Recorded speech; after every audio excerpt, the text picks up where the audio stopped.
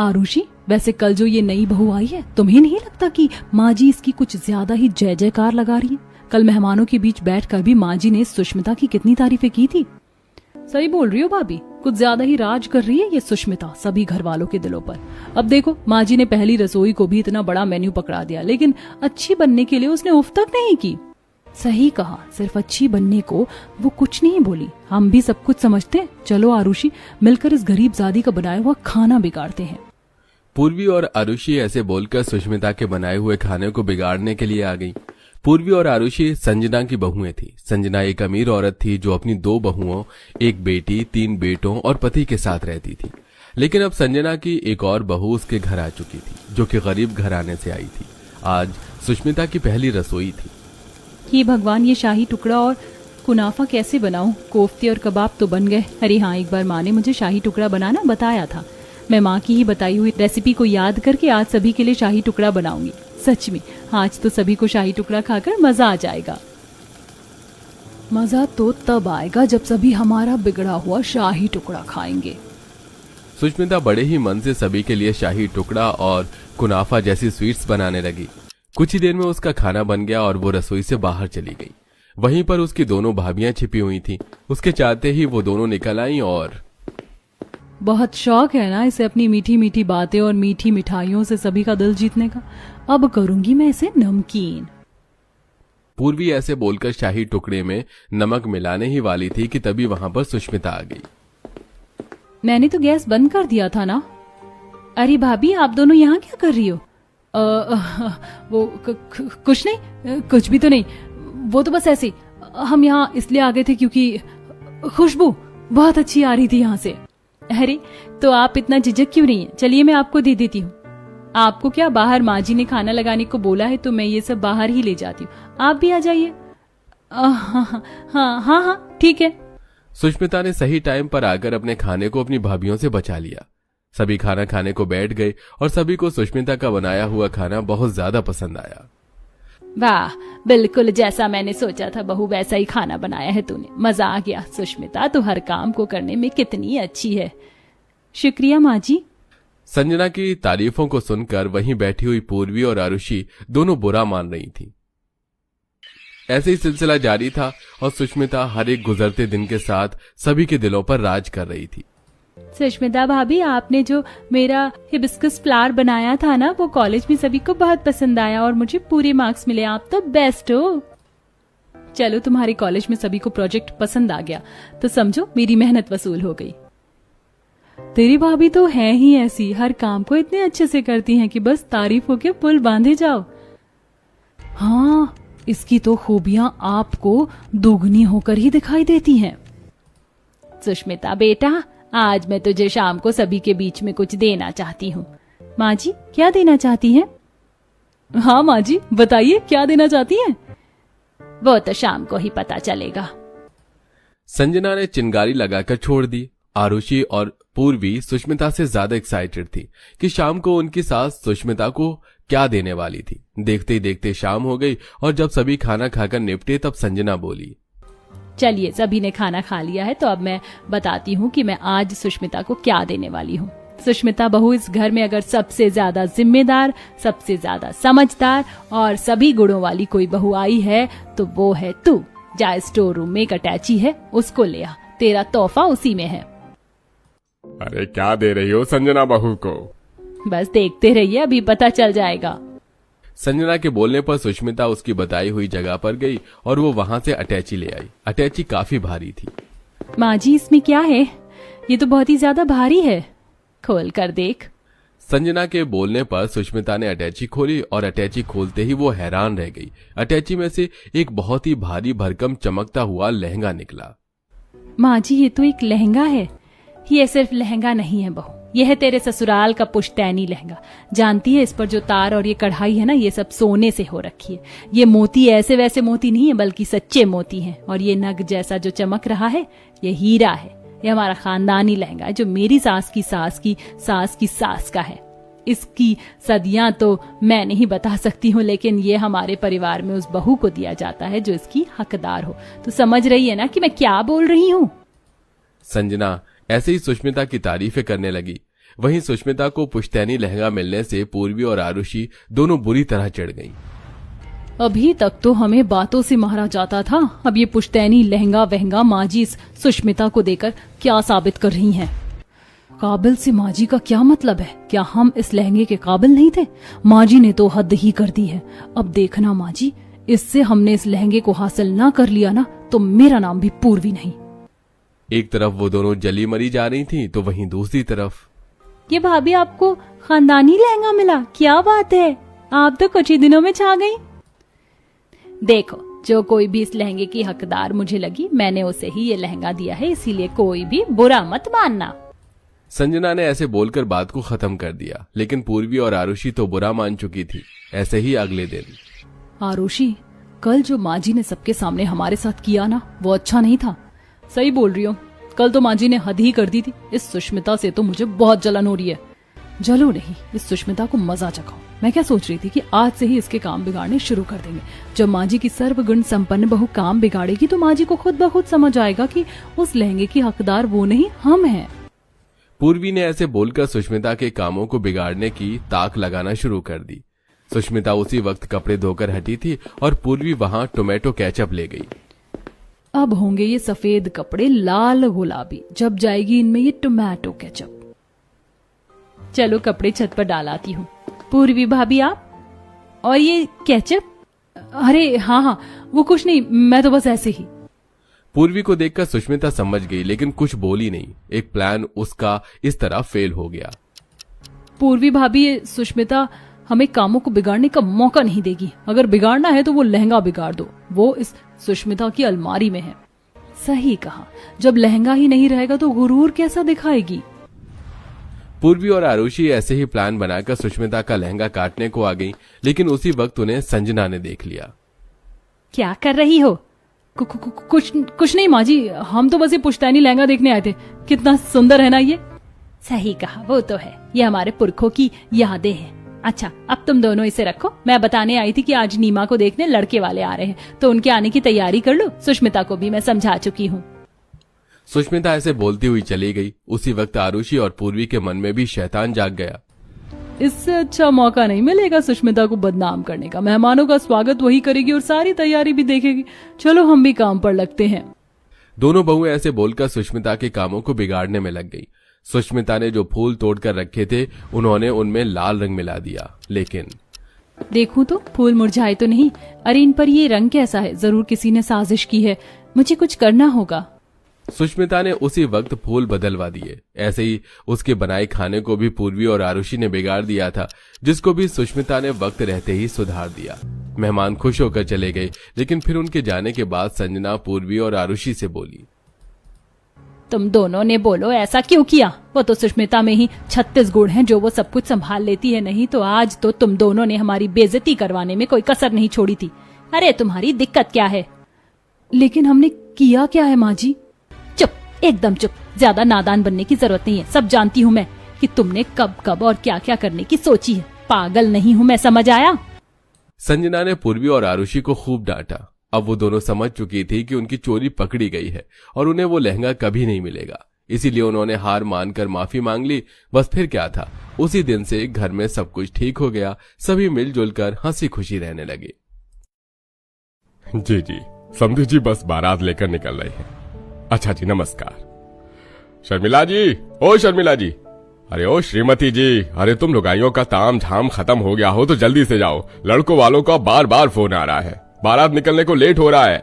जी जी, बस आ गए। चलो फटाक से सारी लुगाइयां बाहर चलो, वरना ये मर्द लोग ऐसे ही चक्कर चक्कर करेंगे। तभी बुआ कांता शर्मिला को छेड़ने लग जाती हैं।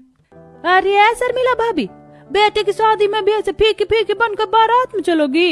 ये लो, ये लाल चटक लिपस्टिक मार लो, लगा लो। अरे लगा उनसे।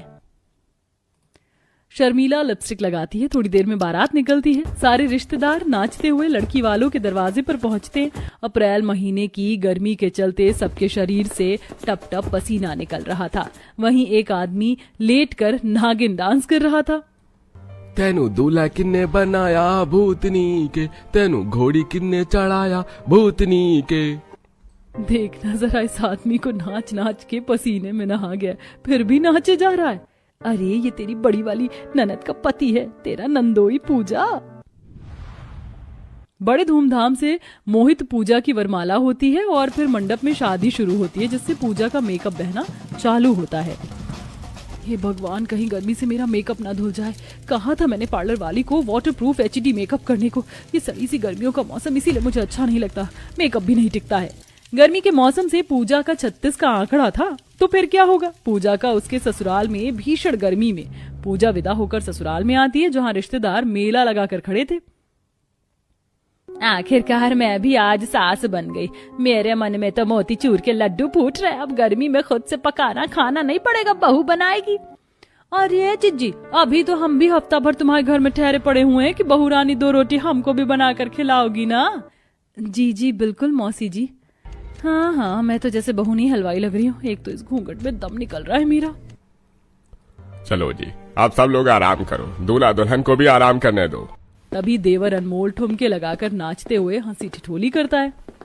मैं जोरू का गुलाम, अरे बन के रहूंगा, सुबह शाम अब मैं जोरू जोरू कहूंगा, मैं जोरू का गुलाम बन के रहूंगा। अच्छा बेटे, छेड़ ले मुझे, जब तेरा नंबर लगेगा ना तो मैं भी छोड़ूंगा नहीं। वैसे भाभी, आपकी शादी में बहुत नाचा हूँ, आपको भी नाचना पड़ेगा मेरी शादी में। जी बिल्कुल नाचूंगी देवर जी, क्योंकि आप मेरे इकलौते लाडले देवर हैं।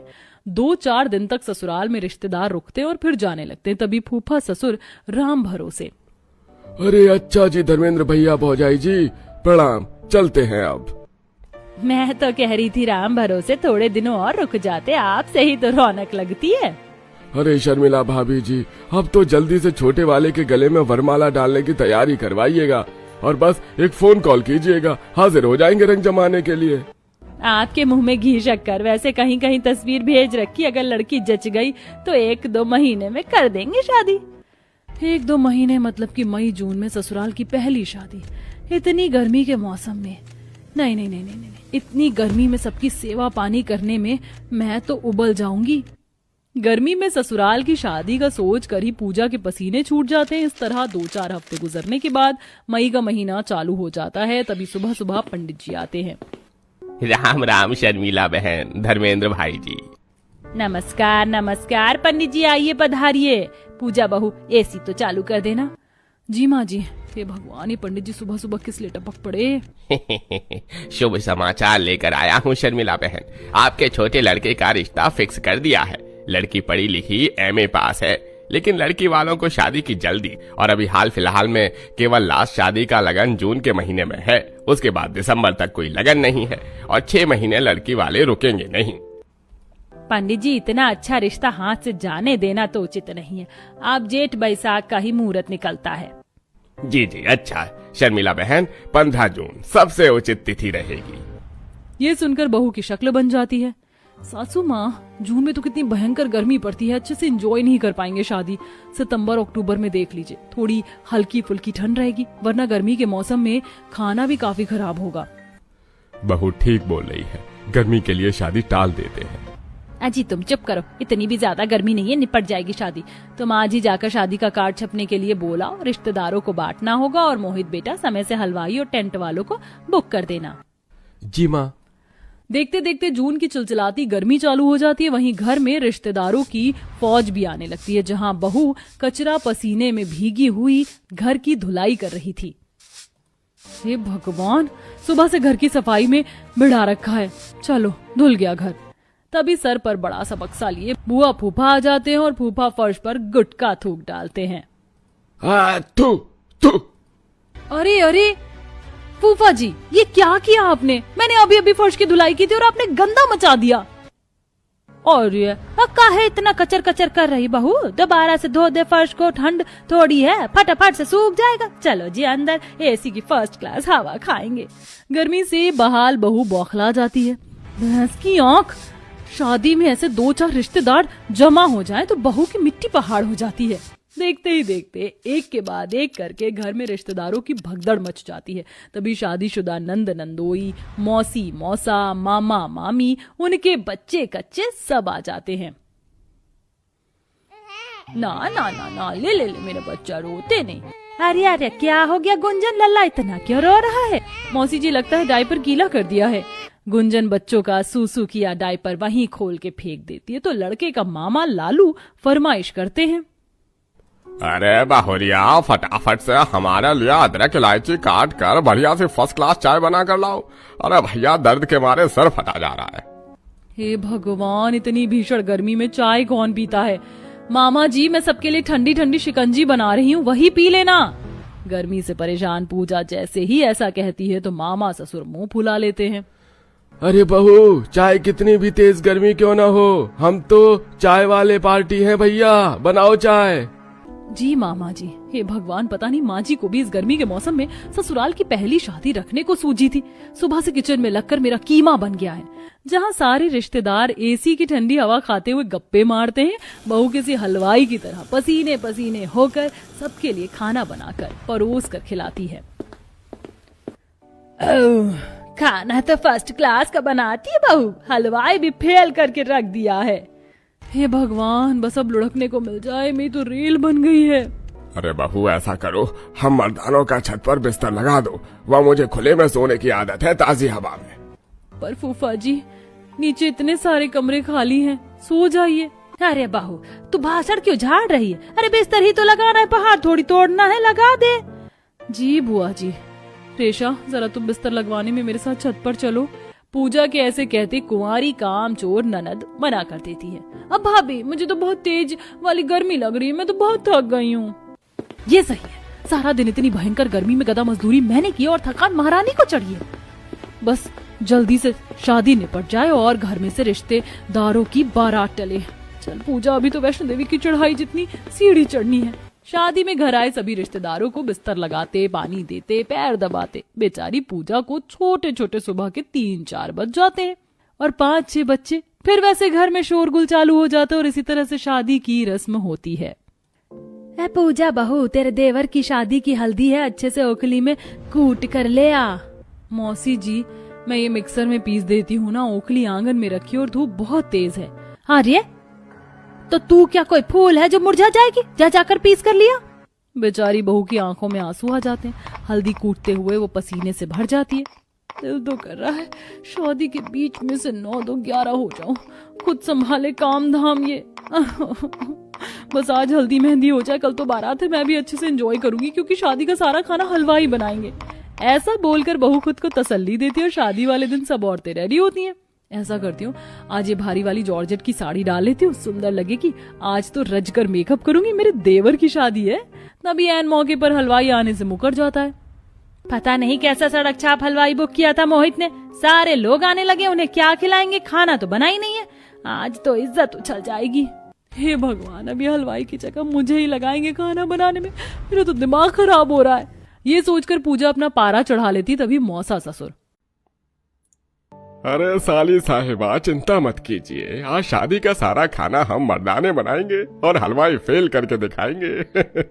मैं लड्डू मिठाई बनाता हूँ, राम भरोसे जी आप पूरी छान लीजिए और आप मिलजुल कर केवल सब्जी वगैरह काट दो, हम बना देंगे।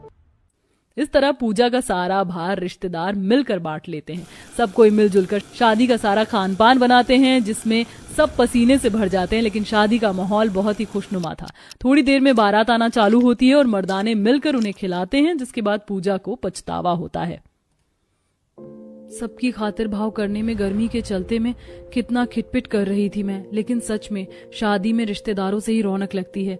कल सब लोग चले जाएंगे तो घर खाली खाली हो जाएगा।